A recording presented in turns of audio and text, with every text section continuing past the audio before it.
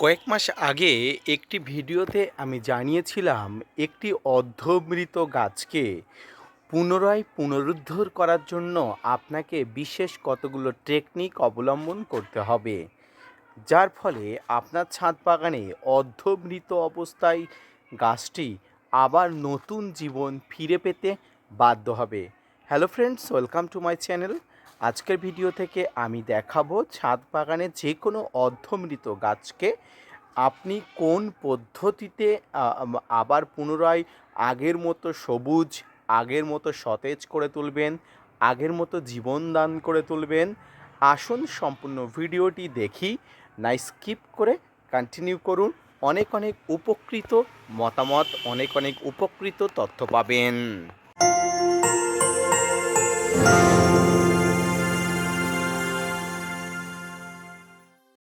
সম্মানীয় দর্শক এবং শ্রোতা বন্ধুরা, দেশ এবং দেশের বাইরে থেকে যেখান থেকে আজকে আমার ভিডিওটি কন্টিনিউ করেছেন, প্রত্যেককে নমস্কার, সালাম, আদাব জানিয়ে আজকের ছোট্ট উপস্থাপনাটি শুরু করছি।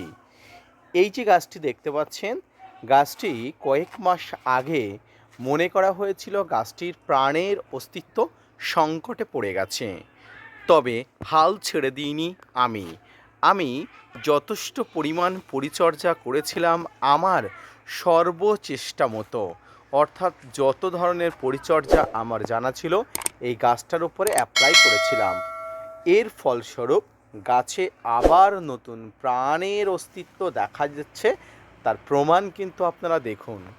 এই গাছটিতে কোনো রকম কোনো কীটনাশক বা কোনো প্রকার ব্যাকটেরিয়ার আক্রমণজনিত কারণে এই গাছটি কিন্তু মৃত অবস্থায় হয়ে গেছিল, প্রায় অর্ধমৃত হয়ে গেছিল। তবে সঠিক পরিচর্যাতে যে গাছ পুনরায় বেঁচে উঠতে পারে তার প্রমাণ কিন্তু এই গাছটি।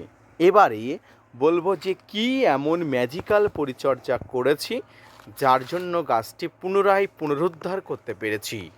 তো আসুন সেই কথাই এবার বলি। প্রথমেই বলি, গাছের কাণ্ডে, শাখা পোশাকাতে বা ডালে বা শিকড়ে যে কোনো জায়গাতে আপনার ব্যাকটেরিয়ার আক্রমণ হতে পারে।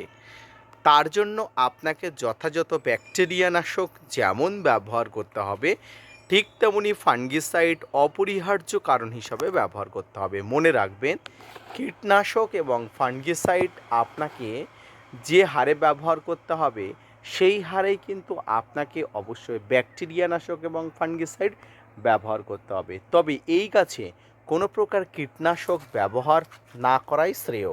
শুধুমাত্র ব্যাকটেরিয়া নাশক এবং ফাঙ্গিসাইড ব্যবহার করে এবং গাছের গোড়াতে আনুষঙ্গিক কিছু জিনিস দিয়ে কিন্তু গাছকে বাঁচিয়ে তোলা সম্ভব। গাছের পাতাতে, অর্থাৎ এই যে শাখা পোশাকাতে আপনি ব্যাকটেরিয়া নাশক হিসাবে স্ট্রেপ্টোসাইক্লিন বা প্লান্টোমাইসিসের একটা আস্তরণ, একটা স্প্রে দেবেন, যেমনটা আমি দিয়েছি এবং ভালো ফলাফল পেয়েছি। ডালগুলো উপর থেকে ড্রাই ব্যাক হয়ে শুকোতে শুকোতে আসছিল, কিন্তু স্ট্রেপ্টোসাইক্লিন দেওয়ার পরে কিন্তু ডালগুলো এক জায়গায় পচন স্থিত হয়ে গেছে, কোনো প্রকার নিম্ন অংশের দিকে নামেনি। এবং গাছের গোড়াতে যদি আমি বলি, তাহলে গাছের গোড়াতে যেটি আমি করেছি সেটি হলো হিউমিক অ্যাসিড, ভালো মানের ফাঙ্গিসাইড, হাইড্রোজেন পারক্সাইড সব কিছু প্রয়োজন অনুযায়ী একত্রে মিক্স করে আমি গাছের গোড়াতে কিন্তু 15 দিন বাদে বাদে এটা দিয়ে গেছি। গাছের গোড়াতে 15 দিন বাদে বাদে এটা দেওয়ার ফলে এটা থেকে যে উৎপন্ন শক্তি এবং ব্যাকটেরিয়া নাশক বা ফাঙ্গাসের আক্রমণ যদি গাছের গোড়াতে থেকে থাকে সেটাকে কাটিয়ে তুলেছে ভালো মানের ব্যাকটেরিয়া নাশক এবং ফাঙ্গিসাইড। আর যে খাবারগুলো আমি দিলাম, অর্থাৎ গাছের গোড়াতে যে আনুষঙ্গিক বা হিউমিক অ্যাসিড এই খাবারগুলো দিলাম, বা মাটিতে আপনার যদি আগে কোনো খাবার দেওয়া থাকে তার যে জোশ অর্থাৎ শক্তি, তার জন্য কিন্তু গাছ এর নতুন পাতা বার হবে যদি ট্রিটমেন্টটা সঠিক হয়। আর এর ফলে গাছের প্রায় একদম অনেকটা নিচু অংশ থেকে প্রচুর পরিমাণ ডালপালা বার হচ্ছে, এটি আপনাদের দেখাই।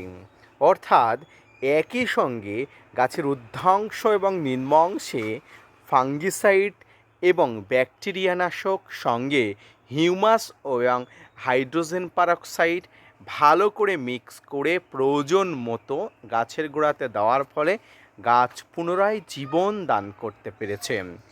আর এটি কিন্তু ছাদ বাগানীদের কাছে এক অনন্য পাওনা। এই যে গাছটি, এটা হলো ব্যানানা ম্যাঙ্গো বা ম্যাঙ্গো ব্যানানা, একটি লম্বাটে প্রজাতির মিষ্টি প্রজাতির গাছ, খুব সুন্দর একটি জাতের আম। তো এই আম গাছটি কিন্তু অনেক দামি একটা আম গাছ, তাই আমরা নামি দামি আম গাছগুলোকে বাঁচিয়ে রাখার জন্য বা এই ধরনের যে কোনো গাছগুলোকে বাঁচানোর জন্য পরিচর্যা সব রকমভাবে করব, হাল ছেড়ে দেওয়া যাবে না। ছাদ বাগানি মানে আপনি সব রকম পরিচর্যা জানেন, সব রকম পরিচর্যা আপনাকে জানতে হবে, শুধু এটুকু আপনাকে অবশ্যই মেনে নিতে হবে। দেখুন, এমন কোনো জায়গা নেই যেখান থেকে কিন্তু শাখা পোশাখা বার হচ্ছে না। কয়েকদিন পরে আমি আপনাদের আরও ভালো করে দেখাতে পারবো এর পরিস্থিতিটা। এই মুহূর্তে যে ডালপালাগুলো বেরোচ্ছে সতেজ সবলভাবেই বেরোচ্ছে। তো প্রিয় দর্শক, এর জন্য দরকার সঠিক ট্রিটমেন্ট, গাছের গোড়া এবং গাছের উপরে সঠিকভাবে পরিচর্যা। মনে রাখবেন, একটি সঠিক পরিচর্যা আপনার ছাদ বাগানের গাছকে নতুন প্রাণদান করে দিতে পারে। তাই কোনো গাছ মারা যাচ্ছে বলে হা হুতাশ না করে সেই গাছটিকে পুনরায় বাঁচিয়ে তোলার পদ্ধতি আপনাকে জেনে রাখা অবশ্যই উচিত। ধন্যবাদ।